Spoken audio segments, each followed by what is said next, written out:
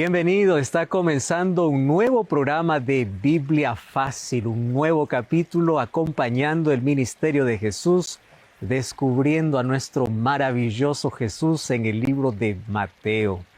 Mateo es alguien que vivenció, que experimentó, que fue testigo de los milagros, fue testigo de todo lo que Jesús hizo y él les registró de manera detallada, de manera cálida, la manera como Jesús trataba, cómo Jesús enseñaba, cómo Jesús sanaba, cómo Jesús predicaba. Y estamos aquí eligiendo algunos de sus capítulos, de sus historias, de sus parábolas, para poder comprender qué lecciones trae para nuestra vida. Bienvenido a un nuevo capítulo de Biblia Fácil. Hoy hablaremos sobre un tema espectacular y gracias allí por estar como siempre en sintonía de este programa. Llama a toda la familia, comparte este contenido con todos los amigos, con todas las personas que necesitan conocer sobre el maravilloso Jesús. Y hablando acerca de Jesús, yo tengo aquí en mi mano un curso bíblico que te va a ayudar tremendamente para poder mejor comprender el plan que Dios tiene para la vida. Se trata del curso Jesús Restaurador de Vida. Y puedes solicitarlo de manera gratuita a nuestro número de WhatsApp, que es el +5512 98 100 1460, o también puedes ingresar a nuestro sitio web estudielabiblia.com. Estamos listos para el estudio de hoy, y hoy es la continuación del programa anterior. En el programa anterior nosotros hablamos acerca de los milagros que Jesús hizo. Y Mateo lo registra esos milagros en su libro, en el capítulo 8. Y claro, nosotros ya hablamos sobre la curación de un leproso, de un despreciado por la vida o de un despreciado en la vida, despreciado por la sociedad, despreciado por la familia, despreciado por los líderes religiosos, despreciado también por sí mismo. Alguien que estaba leproso no tenía esperanza de nada. No tenía sueños para nada. Alguien que estaba muriendo en vida. Mas este toma la actitud correcta, se acerca a Jesús, se postra ante Él y Dios ahí hace un milagro. Él le cura, Él lo restaura, Él devuelve los sueños perdidos, le devuelve la dignidad que había perdido. Porque eso es lo que hace Jesús. Ya dijimos que aquí la lepra pues representa el pecado y todos necesitamos de ese milagro. También hablamos sobre aquel milagro que Jesús hace en el siervo de un centurión. Ahora estamos hablando de alguien que tiene autoridad, que va y que se acerca a Jesús y mira la nobleza de su corazón porque él está pidiendo no por él, ni siquiera por un familiar suyo, sino está pidiendo por su siervo. Eso significa que él trataba bien a la gente que trabajaba con él. Y Jesús responde ese pedido, pero se queda admirado por la fe que éste tenía. Porque sin ser parte del pueblo de Israel, él creía más en la palabra de Jesús que los propios judíos. Y él dice, wow, qué impresionante, ni siquiera en Israel encontré tanta fe como en este hombre. Luego Jesús sana a la suegra de Pedro, y vimos que esta mujer era tan servicial que inmediatamente cuando fue sanada, cuando salió de la cama, inmediatamente fue a servir. Una vida de servicio es importante. Luego Mateo nos cuenta de dos hechos específicos, de uno que quiso seguir a Jesús de manera voluntaria, y Jesús le dice, mira, si me vas a seguir, quiero que sepas desde un comienzo que conmigo no hay abundancia de riquezas materiales. Y luego le llamó a otro, y el otro le dice, Señor, te voy a seguir, pero espérame un poco, déjame que entierre a mi padre. La verdad es que el padre estaba enfermo, apenas estaba colocando una excusa. En otras palabras, ahora no puedo, para después. Luego allí, Mateo nos lleva al milagro que Jesús hace mientras se levanta una tempestad, cuando los discípulos están yendo de un lado para el otro, allí en la barca. Entonces, con estos milagros nos enseña que Jesús puede calmar la tempestad, Jesús puede curar las enfermedades, Jesús puede restaurarnos socialmente, mentalmente, espiritualmente, porque Jesús restaura todas las áreas de la vida. Y hoy queremos ver la autoridad que Jesús tiene, especialmente cuando se enfrenta directamente con los demonios. Eso veremos hoy. ¿Cómo es que Jesús tiene poder para libertar? No importa cuánto el diablo te ha esclavizado. No importa cuánto el diablo ha tomado parte de tu vida, Dios tiene poder para poder libertarte. Para poder abrir la Biblia y poder hablar sobre ese milagro, hacemos una corta oración. Acompáñame para que juntos podamos orar. Querido Dios, te damos gracias por esta oportunidad que tenemos de abrir tu palabra. Y hoy queremos una vez más emocionarnos grandemente con el poder que tienes para curarnos, restaurarnos y para libertarnos. Queremos que ese poder hoy pueda ser realidad en nuestra vida. Extiende tu mano poderosa para poder libertarnos también de la esclavitud, del pecado, para poder libertarnos de aquellas cosas que nos aprisionan en la vida. Y esa libertad lo podamos encontrar en ti, en el nombre de Jesús. Amén. Muy bien, vamos entonces ahora al libro de Mateo capítulo 8 y vamos a ver lo que sucede a partir del versículo 28 en adelante. Sabes que aquí el cuadro no podía ser más trágico. 2 endemoniados dice que están viviendo en un cementerio. 2 personas poseídas por el demonio. Ellos están destruidos, viviendo en un cementerio.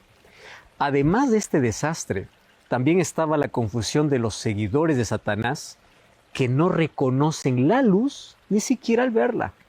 Eso es lo que vamos a ver aquí en esta historia y cómo lo cuenta aquí Mateo. Dice allí que cuando Jesús llegó a la orilla, a la tierra de los Gadarenos, vinieron a su encuentro 2 endemoniados que salían de los sepulcros feroces en gran manera, tanto que nadie podía pasar por aquel camino. Y clamaron diciendo: ¿qué tienes con nosotros, hijo de David? ¿Has venido aquí para atormentarnos antes de tiempo? Interesante, ¿verdad? Cómo comienza esta historia. Y tenebrosa al mismo tiempo. Los 2 endemoniados salieron al encuentro de Jesús. ¿De dónde venían? De los sepulcros. Ellos estaban muertos en vida, pero también poseídos por el enemigo. Y eran violentos. Tan violentos que nadie se atrevía a pasar por aquel camino. Porque tú sabes que la violencia nunca conversa. La violencia no razona, simplemente grita. Y aquí los demonios gritaron. Y le dice: ¿por qué te entrometes, hijo de Dios? Este no es tu territorio, no es tu dominio. Tú no tienes nada que hacer en los asuntos de este reino que está tenebroso. Es verdad que tú eres un hijo de Dios, pero el demonio está diciendo: yo soy el que controla aquí. ¿Por qué? Porque es una tierra gentil, una tierra pagana, por eso es mi tierra. Qué triste, ¿verdad? Esto es terrible y esto es espantoso. Claro, los endemoniados allí están hablando, o quien está hablando aquí es el demonio. Y es horrendo porque lo que está diciendo es que ese territorio le pertenecía. Y eso es lo que Satanás quiere, pensar de que el mundo le pertenece, que le pertenece la humanidad entera, que ese territorio, porque aún no se había arrepentido, ya le pertenece a él. Tú sabes que Satanás, si pudiese allí tomar el control de nuestra vida completa, pues él lo haría. Y el mundo estaría poblado de seres endemoniados. Sería un caos total y la mayor tragedia humana jamás imaginada. Y el diablo la imagina, y él quiere, y él trabaja para que pueda tomar el control de nuestra mente, de nuestras emociones. Pero sabes, jamás lo conseguirá. ¿Por qué? Porque no todos le permiten actuar en su vida. Y tú y yo, por el poder de Dios, podemos vencer. Es interesante lo que dice aquí el demonio: has venido a atormentarnos antes del tiempo señalado. Claro, los demonios están diciendo antes del tiempo, porque ellos saben que llegará su tiempo.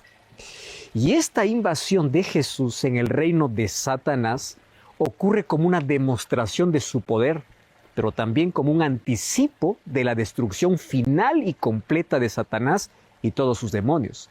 Y eso lo encontramos en el libro de Apocalipsis capítulo 20, cuando después del milenio todos ellos serán destruidos.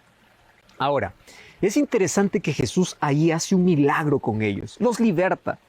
Pero a partir del versículo 30 al 32 dice que estaba pasando lejos de ellos un hato de muchos cerdos. Y los demonios le rogaron diciendo: si nos echas fuera, permítenos entrar a aquellos cerdos. Entonces él les dijo: id, y ellos salieron y se fueron a aquel hato de cerdos. Y aquí todo el hato de cerdos se precipitó en el mar por un despeñadero y perecieron en las aguas. Aquí se trata de una batalla directa entre el bien y el mal, entre Jesús y Satanás, entre el maligno usurpador del mundo y la raza humana.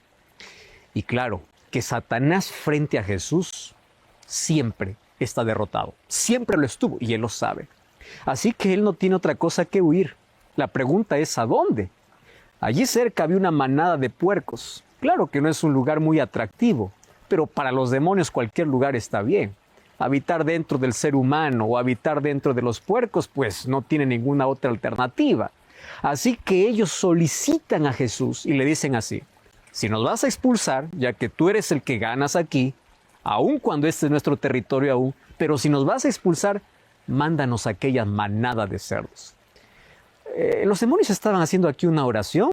No, porque no existe una oración demoníaca. Esas oraciones no existen. El demonio nunca está pidiendo ayuda a Dios. Simplemente está reconociendo su derrota. No puede hacer nada frente a Jesús, porque Jesús tiene todo el poder y tiene todo el dominio y el diablo lo reconoce. Así que él se ve perdido. No está haciendo una oración, está haciendo una súplica. Él está reconociendo su derrota. Por eso que Jesús, con autoridad, le dice: vayan.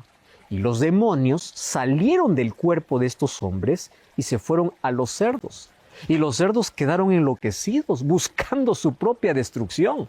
Así que se lanzaron por el despeñadero hacia el lago, sabiendo que ni ellos, siendo animales, podían vivir con los demonios que estaban dentro de ellos. Y así está la derrota completa sobre el enemigo. Y eso es lo que Mateo nos quiere enseñar. Con Jesús somos victoriosos. Pero sucede que ahí ocurre una confusión entre los que estaban mirando. Porque en lugar de dar gloria a Dios, en lugar de agradecer por la liberación de estos hombres que habían sido dominados por Satanás, en lugar de pedir que Jesús pueda quedarse en su ciudad, ¿sabes lo que sucedió? Mira lo que dice el versículo 33 y versículo 34. Los que apacentaban huyeron y viniendo a la ciudad contaron todas las cosas y lo que había pasado con los endemoniados. Y toda la ciudad salió al encuentro de Jesús y cuando le vieron, le rogaron que por favor se fuera. Mis queridos, ¿saben que el reino de Dios, el poder de Dios puede invadir el reino de las tinieblas? Él puede vencer, derrotar al diablo porque él está derrotado. Pero lo que no puede es invadir la mente de los seres humanos si lo rechazan. Y esta gente no estaba preparada para recibir a Jesús. Ellos estaban llenos de confusión. Para ellos, los puercos valían más que esos dos endemoniados. O sea, perder los puercos era un valor mayor que la ganancia de esos dos seres que ahora ya estaban libres. Para ellos lo material valía más que lo espiritual. Y qué terrible, ¿verdad? Porque a veces lo que vale menos es lo que más se quiere en la vida. Y qué triste es que estas personas que vieron este milagro llevaron un informe de tragedia en lugar de poder llevar un informe de salvación. Ellos no eran portadores de buenas noticias. Ellos eran anunciadores fatalistas de destrucción, porque no contaron al pueblo que estos dos hombres estaban libres. Lo que contaron es: perdimos dinero. Por eso es que todos los del pueblo, cuando vieron a Jesús, dice que le rogaron que por favor se alejara. Cuando vamos al Evangelio de Marcos, al contar este relato dice que Jesús comisionó a estos ex-endemoniados que ellos puedan contar lo que Dios ha hecho por ellos. Entonces, cuando ellos contaron la historia de cómo ellos habían sido libres, lo que estaban haciendo es preparar a la gente para que la próxima vez que Jesús volviese a esa ciudad, ya fuese recibido. Y Marcos capítulo 5, 18 al 20 dice: cuando Jesús volvió allí a Decápolis y a toda esa región, pues esa gente ya estaba dispuesta a aceptar a Jesús por el testimonio de aquellos que habían sido libres. Y es interesante que en la historia que cuenta aquí Mateo, hay tres cosas que llaman nuestra atención y tres lecciones para nuestra vida. Número uno, Satanás está derrotado. Él podrá hacer todo lo que quiera, pero nada puede hacer frente a la presencia de Cristo. Entonces, tú crees que Satanás tiene dominio sobre tu vida, si tú crees que no puedes vencer un vicio, si tú crees que no puedes dejar algo en la vida, solo necesitas pedir la presencia de Cristo. Ante la presencia de Cristo, el diablo está derrotado y sabe que no puede luchar. Por eso es que el apóstol Santiago dice, someteos a Dios, resistid al diablo y él huirá de vosotros. Porque él no puede luchar con alguien que se somete a Jesús. Hoy Satanás ya no domina como antes lo hacía de manera común. Ya no hace que las personas puedan estar tiradas en el suelo, echar espumas por la boca, aunque hay asuntos aislados. Pero ya no es muy común ver endemoniados hoy. Satanás cambió de estrategia.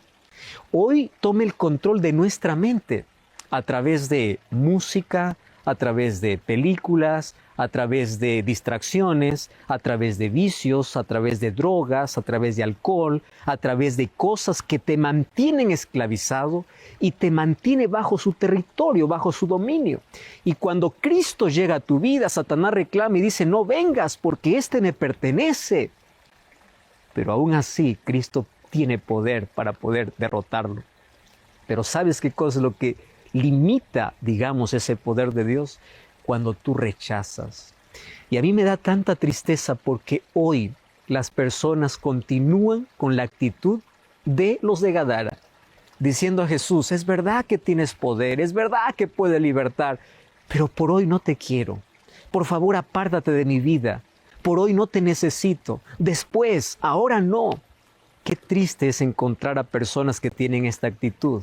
La actitud de, al ver tanto poder, al ver lo que Jesús puede hacer por ellos, todo lo que hacen es pedir que Jesús se retire. ¿Y sabes qué cosa hace Jesús? Él no fuerza a nadie. Él apenas apela a tu voluntad. Él puede hacer grandes milagros bajo tu consentimiento. Por eso es que Él jamás fuerza para entrar en tu vida si tú no le permites. Eso se llama libre albedrío. Eso se llama libertad. Libertad para decidir que Jesús se quede o se vaya. Libertad para abrir o cerrar la puerta del corazón. Libertad. Sabes que el amor solamente puede andar en la plataforma de la libertad. Dios te hizo un ser libre y un ser inteligente. ¿Y sabes cuál es el mejor uso de tu inteligencia? Que en tu libertad le digas a Jesús, yo quiero que te quedes. Yo quiero que entres en mi vida, yo quiero que tú me libertes, yo quiero que tú me restaures, porque no hay nada imposible para el poder de Dios. ¿Te sientes esclavizado? ¿Sientes que Satanás te ha amarrado en la vida? ¿Sientes que no puedes salir del hoyo donde has caído? Recuerda que Satanás está derrotado y Cristo tiene poder. Si tú le permites actuar en tu vida, Satanás simplemente huirá. Y hoy quiero desafiarte en el nombre de Jesús a pedir que Satanás pueda salir de tu vida, de nuestro territorio, de nuestra mente, de nuestro hogar, de todo aquello que tiene dominio. Pero para ello necesitamos pedir la presencia de Cristo. Sabe que frente a Cristo está derrotado y Él lo reconoce. Por eso todos los días sometámonos ante el poder divino, porque con Él podremos ser libres. Este es el milagro de la libertad y Jesús hoy continúa libertando a todos aquellos que así lo quieren. Sin embargo, allí Mateo nos lleva a otra historia y en el capítulo 9 cuenta la historia de la sanación de un paralítico. ¿Qué lección podemos extraer de este milagro? Eso veremos ahora.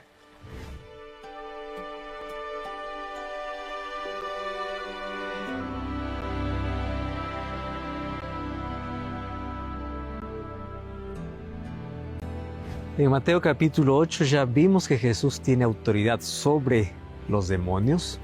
Ahora, capítulo 9, vamos a ver que Jesús tiene autoridad para perdonar y sanar. ¿Sabes que el poder para hacer milagros y la autoridad para perdonar pecados solamente pertenecen a Dios? Claro, Jesús hacía milagros para mostrar allí su poder y su autoridad de manera visible.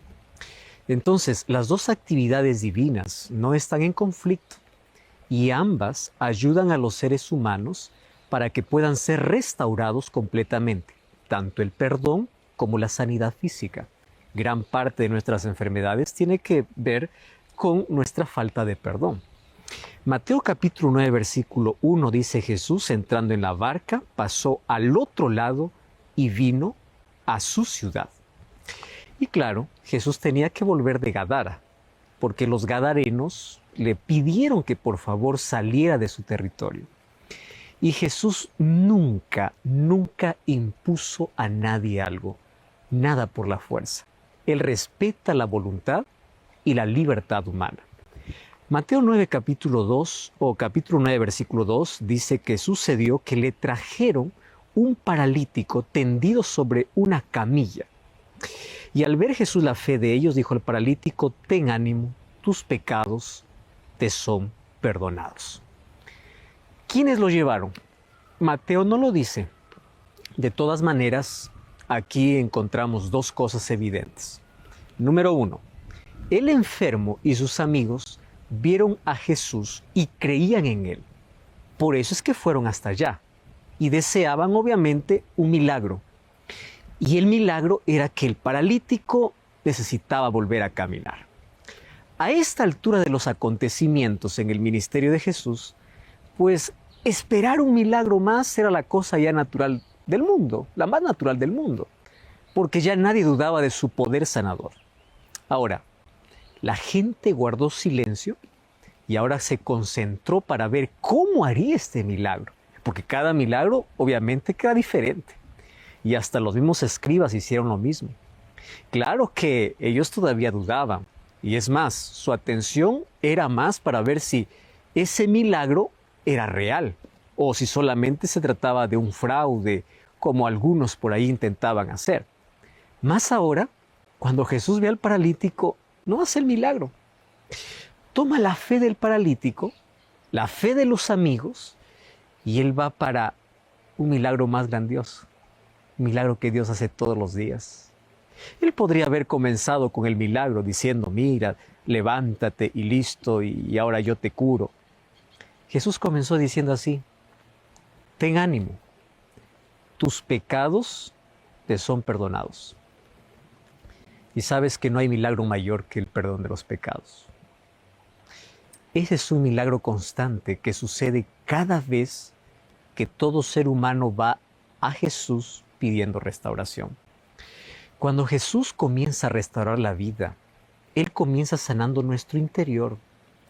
Gran parte de nuestras enfermedades físicas tienen su origen en una mente cargada de culpa. Ahora, ¿cómo es posible que un ser humano pecador, esclavizado por las fuerzas del mal, pueda ser transformado a una nueva persona para convertirse en un hijo de Dios? ¿Sabes que eso es un milagro?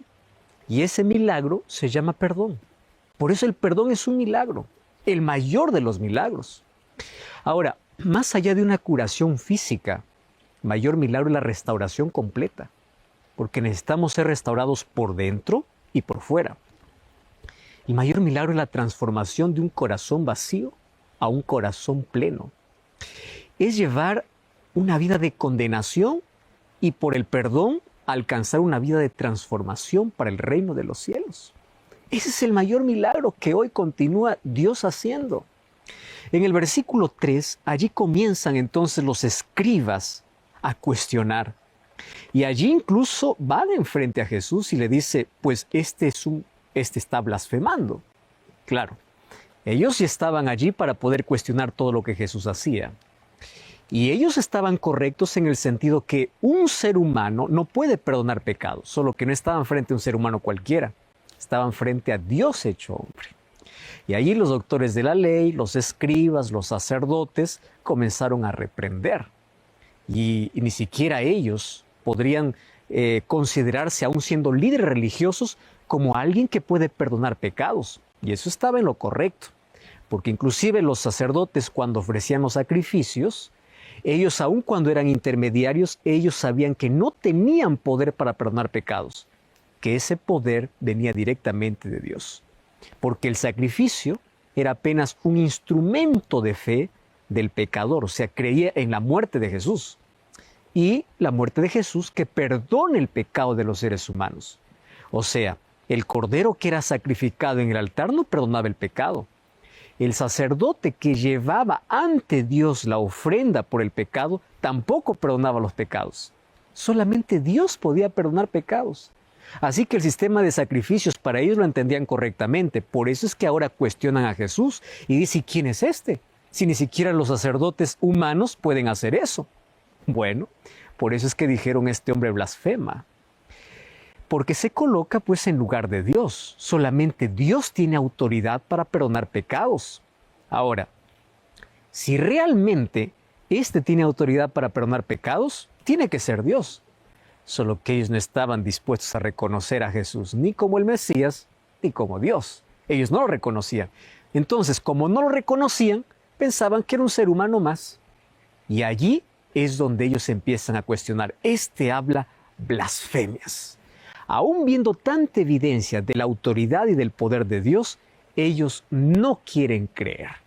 Los escribas comienzan a escuchar las palabras de Jesús, comienzan a ver evidencias, pero no quieren creer. Y no hay nada peor que una mente cerrada. Por eso es que, en esta oportunidad, Jesús, para mostrar su poder, su divinidad, Él ahora comienza a decir al paralítico, tus pecados se son perdonados y levántate, toma tu lecho y anda. Lo que pasa es que nadie sabía que el problema de ese paralítico estaba en su conciencia.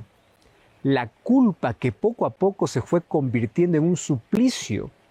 Y ese suplicio finalmente terminó en parálisis. Solo Jesús sabía eso. Por eso es que Cristo primero sacó la culpa de su vida. La culpa que estaba enfermando la conciencia y el cuerpo de este hombre. ¿Quién más podría saber eso? Solamente Jesús. Por eso es que Jesús, viendo la necesidad de este hombre pecador, que más que una curación física necesitaba una curación mental, necesitaba perdón de sus pecados y solamente Jesús podía concedérselo, le dice, tus pecados te son perdonados. Y ahí ocurre el milagro de la curación. Y a partir del versículo 4 hasta el versículo 7, dice que Jesús también conocía los pensamientos de ellos. Y Jesús ahora les dice, ¿ustedes qué están pensando en sus corazones? Ahora Jesús cuestiona, ¿qué es más fácil decir? ¿Tus pecados te son perdonados o decir levántate y anda? Y Él les dice, para que sepáis que el Hijo del Hombre tiene potestad en la tierra de perdonar pecados, entonces se dirige al paralítico y le dice, toma tu cama y vete a tu casa. Y este hombre estaba restaurado mentalmente y físicamente. Jesús sabía la vida del paralítico y también sabía la vida de todos aquellos que estaban dudando y de los fariseos que estaban hablando.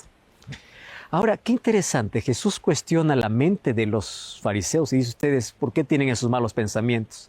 ¿Por qué tanta duda e incredulidad? Porque esos pensamientos solamente contribuyen al mal. Una persona incrédula apenas puede aumentar maldad. La duda es peligrosa, la incredulidad es peligrosa. Ahora, por la fe, el ser humano se puede aproximar a Dios. Por la fe pueden comprender aquello que ustedes por su duda no pueden comprender.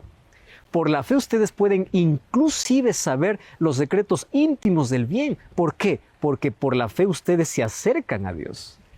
Y allí Jesús les dice, ¿qué es más fácil decir? ¿Decir tus pecados son perdonados o decir levántate, toma tu lecho y anda? Y ni siquiera les dio tiempo para responder. Porque si les diera tiempo para responder, pues ellos por lo menos hubiesen reconocido que Jesús es Dios. Por eso que Jesús hace un énfasis especial y les dice, para que sepan que el Hijo del Hombre tiene autoridad en la tierra para perdonar los pecados. Ahora yo quiero imaginar en ese momento la conciencia de todos aquellos fariseos que estaban cuestionando la divinidad de Jesús. ¿Sabes qué es interesante ver aquí cómo Cristo conoce lo que hay en nuestra mente? Conoce nuestra vida, nuestra historia. Y aquí está probada de que Él es Dios.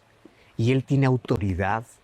Y Él tiene autoridad para poder perdonar pecados y para restaurar la vida de todas las personas. Ese es el mayor milagro. Y basado en ese milagro, obviamente que Mateo nos continúa hablando sobre otro milagro que tiene que ver con el milagro de la respuesta del ser humano cuando comienza a servir a Dios. Mas me interesa aquí la reacción de la gente. Dice que la gente al verlo se maravilló y glorificó a Dios que había dado tal potestad a los hombres. Y qué lindo, ¿verdad? Aun cuando los líderes religiosos no reconocieron, la gente cuando vio este milagro dio gloria a Dios. ¿Y por qué? Porque ahora se dan cuenta que están frente a alguien que no es un ser humano común. Alguien que tiene poder para perdonar pecados. Y claro, estaban frente al Dios encarnado, al Dios hecho hombre. Y recuerda una cosa, un ser humano no tiene poder para perdonar los pecados. Lamentablemente, hoy vemos cómo un ser humano se puede atribuir, inclusive para decir, cuéntame tu vida, cuéntame tus pecados, yo te voy a perdonar. Mateo nos cuenta que Jesús podía perdonar porque Él era el Hijo de Dios. Primera de Juan capítulo 2 versículo 1 dice así, hijitos míos, estas cosas os escribo para que no pequéis. Pero si alguien hubiese pecado, abogado tenemos. ¿Y quién es el abogado? Jesucristo. No es un ser humano. Es interesante que nosotros hoy, a través de estas palabras, tengamos que desechar a todos aquellos seres humanos que digan que tienen poder para perdonar pecados. Porque eso es una atribución solamente de Dios. Pero volviendo a la historia de este paralítico, ahora vamos a la lección importante para nuestra vida. Hay muchas personas que tienen la conciencia enferma. Hay muchas personas que tienen problemas físicos y ese problema tiene su origen en su mente. Están cargados de los pecados cometidos, de la culpa que es insoportable y eso finalmente se convierte en un problema físico. Por eso es que Jesús primero perdonó los pecados a este hombre antes de poder curarlo físicamente. Estoy hablando para ti que probablemente el mayor milagro que tú puedas pedir ahora a Jesús sea una restauración interna. Y Jesús que conoce tu lucha, Jesús que conoce tu dolor, Jesús que conoce tu historia, que conoce tus pecados, lo primero que va a hacer es sacar de tu vida aquella carga. Y como ya te mencioné, el perdón es un milagro, porque el perdón nos restaura por dentro. Y cuando estamos restaurados por dentro, pues físicamente también vamos a estar bien. Ahora, así como este paralítico, necesitamos por la fe acercarnos a Jesús y por la fe recibir su perdón. Ojo con lo que te estoy diciendo, por la fe. Con esto estoy mencionando de que hay muchas personas que cuando oran y piden perdón a Dios, se levantan y dicen, yo siento que Dios no me ha perdonado. Tú no necesitas sentir, tú necesitas creer en el perdón de Dios. Y recuerda que el perdón de Dios es absoluto. El perdón de Dios es restaurador. El perdón de Dios puede sanar tu interior y puede sanarte también de muchas enfermedades físicas. Gloria a Dios porque Él tiene poder para restaurarnos completamente. Y esa restauración hoy está disponible.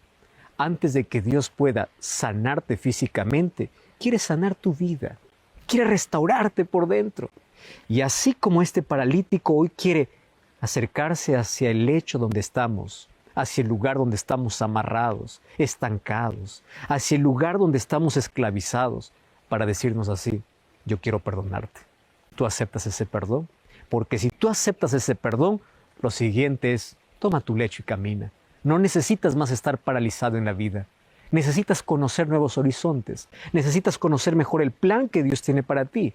Necesitas salir del lugar donde estás, porque hoy por la carga del pecado, por la culpa que tienes, por el pasado que tienes, no puedes avanzar. Por eso es que ese milagro hoy está disponible para todos los seres humanos. El milagro del perdón hoy está disponible para ti. Dios se complace en perdonar. Sin embargo, nosotros a veces tardamos en ir a Él. No estés cargando una culpa innecesaria. No estés sufriendo por causa de tu pasado. No necesitas más apagar tu sonrisa o apagar tu vida por cosas de la culpa que te está atormentando. Hoy puedes encontrar el descanso en Jesucristo. Ese mismo Jesús que un día se acercó al paralítico para decirle tus pecados te son perdonados, también hoy se acerca para ti para decirte quiero perdonarte, quiero restaurarte. El perdón es medicina, es restauración, es salvación. Y si tú hoy aceptas su perdón, a partir de hoy puedes experimentar una nueva vida. Y ese es el milagro que Dios hace constantemente. Una vida condenada en el pecado para una vida restaurada para la gloria de Dios. ¿Tú aceptas su perdón? Después vamos a ver cuál es otro milagro que se hace a través del Espíritu Santo, cuando el ser humano está disponible para poder escuchar la voz de Dios y seguirle cuando Él lo llama.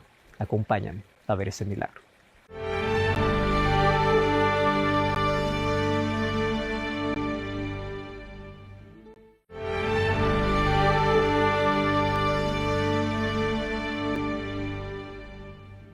¿Sabes que de los milagros de liberación, de restauración, de perdón, Mateo continúa hablando sobre el milagro de transformación? Porque el mayor milagro en sí consiste en la salvación de un pecador que escucha y acepta el llamado de Jesús. Y es por eso que ahora Mateo nos cuenta cómo ocurrió ese milagro con él. Nada mejor que contar tu propia experiencia. Dice que en una ocasión, cuando Jesús hizo un corto viaje por la región cercana a Capernaum, pasó por el lugar en el que Mateo realizaba su trabajo. Y claro, Mateo era un cobrador de impuestos. Y un cobrador de impuestos estaba al servicio de Roma. Los publicanos eran especialmente despreciados por todos los judíos. ¿Y por qué lo despreciaban? Porque trabajaban para Roma y para sí mismos. ¿Y cómo lo hacían? Pues ellos extorsionaban a la gente. Para beneficio propio ellos se enriquecían allí a expensas del pueblo. Y es por eso que la gente odiaba mucho a estos cobradores de impuestos. Ahora, si el publicano era judío, lo consideraban un traidor a la honra de la nación. Lo consideraban un apóstata de la religión nacional. Y sabes que eran considerados uno de los más viles de la sociedad. Y Mateo pertenecía a ese grupo, despreciado, rechazado, aun cuando tenía comodidad. Nadie lo quería. Podía tener todas las comodidades del mundo, pero nunca amor, porque era rechazado por todos su gente, inclusive por su familia. Y hasta ahí llegó Jesús. En el versículo 9 dice que pasando Jesús de allí, vio un hombre llamado Mateo, que estaba sentado allí en el banco de los tributos públicos, y le dijo, sígueme. Y él se levantó y le siguió.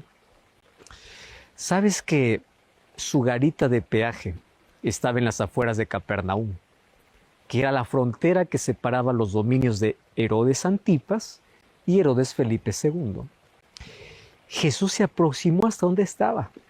Mateo lo vio enseguida y obviamente que una emoción fuerte se apoderó de él, porque ya había escuchado hablar acerca de Jesús, ya lo habían contado, él ya había probablemente escuchado mucho acerca de sus enseñanzas.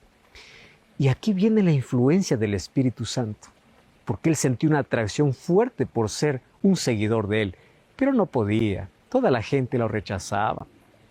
¿Cómo es que podía acercarse? Él tenía temor.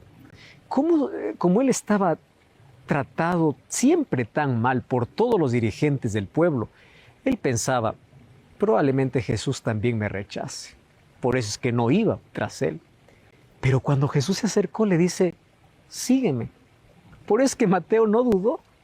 Él no se puso a calcular cuánto va a perder materialmente. Él no se puso allí a ver qué cosa va a suceder si me quedo sin empleo. No le importó nada de lo que tenía, nada, absolutamente nada. Él mismo cuenta su historia y dice, se levantó y siguió. Él está contando su experiencia. Él solo quería estar con Jesús. Él quería escuchar las enseñanzas de Jesús. quería trabajar para la obra de Jesús. Y esta es la forma en que todos los discípulos de Jesús tienen que seguir. Esta es la forma en que Jesús quiere que lo sigan, desde siempre. ¿Sabes que Mateo no habría seguido a Jesús si él no hubiese ido a buscarlo en su trabajo? Porque ese era el único lugar en el que se podía ver un publicano. Tú sabes que los publicanos no tenían vida social, porque ellos primero no recibían a nadie en casa. Ellos no querían exponerse ante la crítica de la gente, ante la violencia de la gente que los odiaba. Por eso es que Jesús sabía dónde encontrarlo. Se fue hasta donde Mateo estaba. Claro, la gente lo juzgaba por sus prejuicios y por lo que Mateo hacía, pero Jesús conocía lo que había en el corazón de Mateo. Por eso es que no lo juzgó. Lo buscó, lo salvó y le dice, sígueme. Eso es lo que Jesús hace hoy. Hoy te está buscando allí donde estás, allí mirando este programa, allí escondido, allí con la familia. Probablemente te sientes despreciado, rechazado. La gente te desprecia porque solamente conoce parte de tu vida. Pero Jesús conoce tu deseo de cambiar, conoce tus luchas. Él ve lo que nadie más ve. Él te ama y te llama. Y Él te dice también, sígueme. Así que no más importa lo que la gente diga o los demás piensen. Como Mateo, tú decides seguir a Jesús. Y claro que esta noticia pues se difundió deprisa y causó revuelo allí entre los publicanos. Y la pregunta era, ¿cómo es que alguien que tenía tanta riqueza y comodidad puede abandonar todo eso solo por seguir a Jesús? Ah, es que el dinero no puede comprar paz, no puede comprar amor, no puede comprar esperanza, no puede comprar salvación. Y entre los fariseos el revuelo fue mayor, porque pensaban que estaba mal que un maestro religioso incorporara a un publicano dentro de su círculo íntimo, porque sabía que los publicanos eran despreciados. Por eso Mateo capítulo 9, versículo 10 dice, y aconteció que estando él en la mesa de su casa, muchos publicanos y pecadores que habían venido se sentaron juntamente a la mesa con Jesús y sus discípulos. Mateo hizo una fiesta. ¿Quién no va a hacer fiesta después de un llamado tan grande? Era la manera de poder expresar su alegría y su gratitud. Y dice que su casa se llenó de publicanos y de pecadores. Claro, primero porque los publicanos y pecadores no recibían invitaciones para poder ir a una fiesta, porque nadie los quería. Por eso es que ante la invitación de Mateo, pues nadie faltó. Todos estaban allí. La casa estaba llena y había una sola mesa. No es que había un lugar para privilegiados y otro para los marginados, no. Una sola mesa para todos. Jesús y sus discípulos estaban allí, con los publicanos y pecadores. Y todos ellos querían estar cerca de Jesús. Claro, esto era un cuadro poco común, o mejor, esto no ocurría, porque ningún líder religioso en ese tiempo, por sus prejuicios y preconceptos, se reunía con pecadores. No, eso era imposible, mucho menos si eran publicanos. Pero Jesús no hacía la diferencia. Él podía ir a la casa de los pecadores. Él no discriminaba a nadie. Él compartía la vida con ellos, porque Él quería salvar a todos. Ahora Mateo nos cuenta lo que sucede. Mira, el versículo 11, el versículo 3. Cuando vieron esto los fariseos, dijeron a los discípulos, ¿por qué vuestro maestro come con publicanos y pecadores? Y al oír esto Jesús les dijo, los sanos no tienen necesidad de médico, sino los enfermos. Id y aprender lo que significa misericordia quiero y no sacrificio, porque no he venido a llamar justos, sino pecadores al arrepentimiento. ¿Qué manera de responder Jesús a estos fariseos? Los fariseos no entendieron por qué Jesús hacía eso, tampoco podían aceptarlo.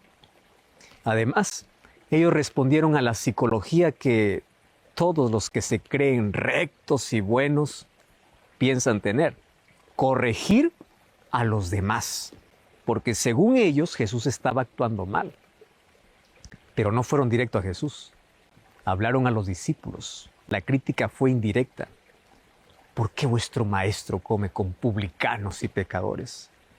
Pero Jesús estaba atento a todos. Los fariseos querían producir una separación entre los discípulos y Jesús. Y Jesús, como estaba siempre atento, intervino antes que sus discípulos reaccionaran. Y allí Jesús les da una respuesta. Los sanos no tienen necesidad de médico, sino los enfermos. Y claro, los fariseos, pues ellos se consideraban espiritualmente sanos. Jesús no los contradijo, no entró allí en una discusión sobre el concepto. Simplemente usó la manera de pensar de ellos para explicar por qué estaba con los enfermos. Sin embargo, había un poco de ironía inclusive en sus palabras. Jesús les estaba diciendo de manera indirecta, ¿cómo es posible que ustedes, estando sanos o creyéndose médicos, no hagan nada para poder curar a los que se sienten enfermos? Por eso Jesús allí dice, id y aprended lo que significa misericordia quiero y no sacrificio, porque no he venido a llamar justos, sino a pecadores al arrepentimiento. No he venido a llamar justos. Tú te sientes pecador, miserable en la vida, para ti hay salvación.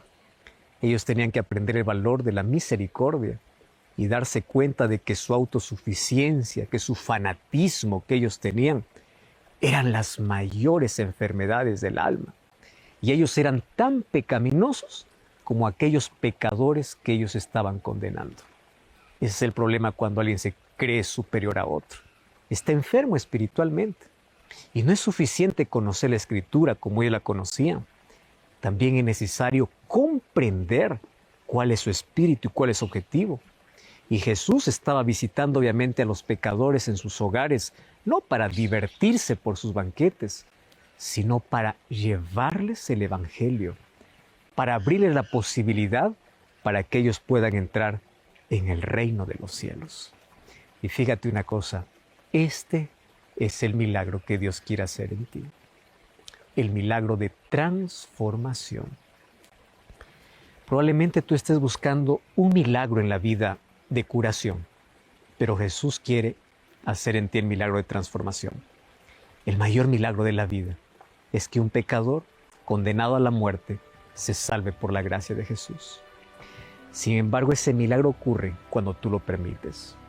Así como Mateo, cuando escuchó la voz de Dios, la voz de Cristo que le dijo, sígueme, no cuestionó. Aun cuando esto le traía pérdidas, problemas, aun cuando esto obviamente le daría de alguna manera un futuro incierto, porque ahora se quedó hasta sin trabajo. Él estaba dispuesto a todo y él le siguió. ¿Sabes que lo primero que tenemos que dejar para seguir a Jesús son nuestras excusas? Basta de excusas. Hasta aquí colocaste tantas excusas para no seguir a Jesús. Mas en este momento, Jesús se acerca hasta donde tú estás y te hace la misma invitación que a Mateo. Sígueme. La pregunta es, ¿tú estarás dispuesto a escuchar la voz de Cristo? ¿Tú estarás dispuesto a ser un discípulo de Cristo?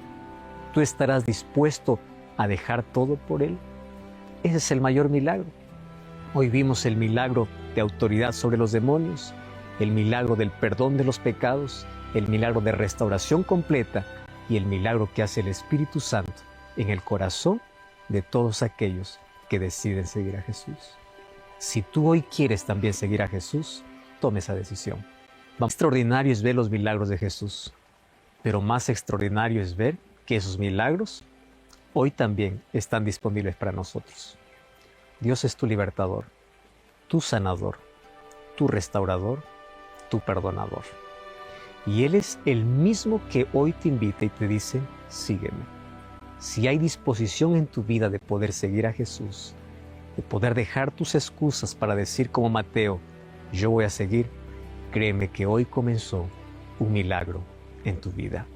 El milagro de restauración, el milagro de salvación, el milagro de libertación, el milagro del perdón. ¿Aceptas el perdón divino? ¿Aceptas ser libre en Cristo? ¿Aceptas seguir a Jesús? ¿Lo aceptas en tu vida? Quiero orar contigo. Gracias, Señor, por tu palabra. Gracias porque al estudiar tus milagros encontramos de que hoy siguen disponibles para nosotros. Danos tu perdón, libértanos del mal. Queremos escuchar tu voz y queremos seguirte. Queremos ser tus discípulos. Queremos, así como Mateo, dejar todo por amor a ti. Toma nuestra vida y haz en nosotros el milagro de restauración completa. En el nombre de Jesús. Amén. Gracias por acompañarme en este programa. Que Dios te bendiga, que Dios te guarde, que Dios coloque paz en tu corazón. Y hablando de milagros, que ese mayor milagro comience hoy en tu vida. Nos encontramos en el próximo capítulo de Biblia Fácil. Como siempre, te espero, con Biblia en mano, disposición en el corazón, aquí en Nuevo Tiempo.